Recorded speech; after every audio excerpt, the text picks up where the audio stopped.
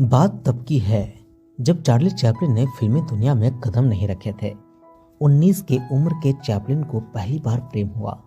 वो लंदन में रंगमंच करते थे और 15 साल की वो लड़की भी उसी थिएटर में नर्तकी थी। उसका नाम हेटी केली था।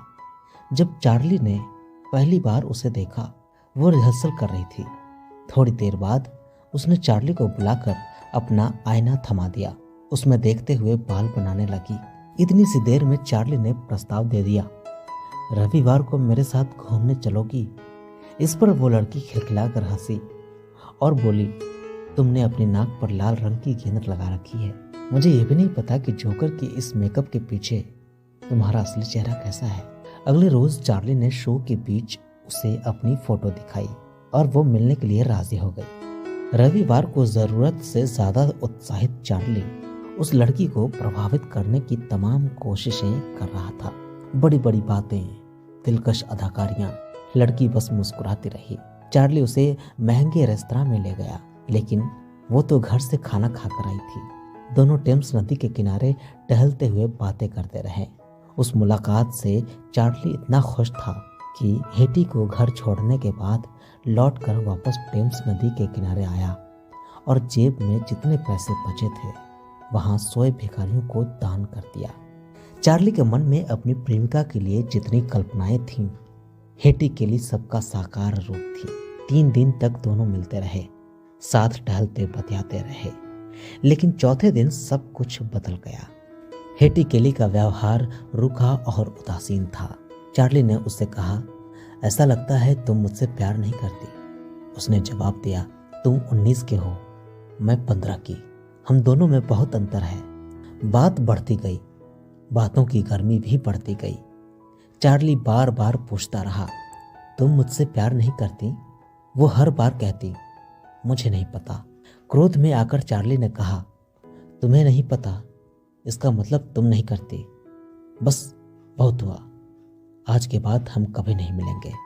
ऐसा कहकर चार्ली ने उम्मीद की थी कि हेटी केली उसे रोकेगी, पर वो खामोश खड़ी रही। चार्ली वहां से चला गया। घर लौटकर चार्ली को अपने व्यवहार पर अफसोस हुआ। वो अगले रोज हेटी केली के घर गया।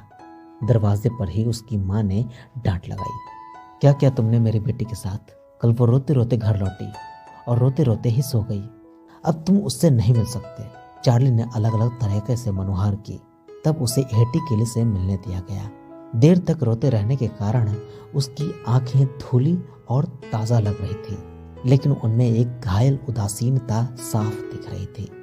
चार्ली को सूझा ही नहीं।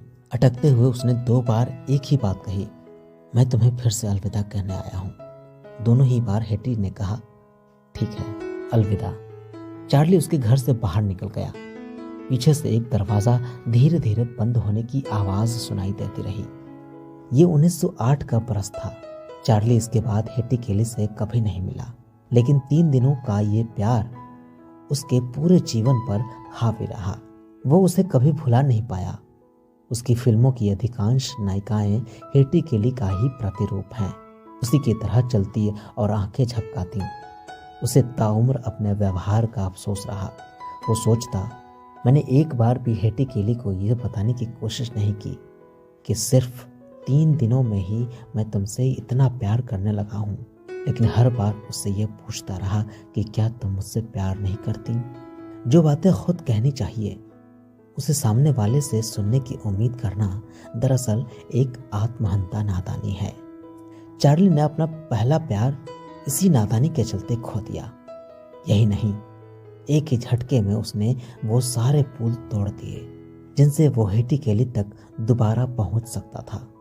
1921 में अमेरिकी सुपरस्टार बनने के बाद जब वो लंदन लौटा तो पाया हेटी केली 3 साल पहले ही मर चुकी है। अब उसे याद करने के अलावा कोई रास्ता नहीं था।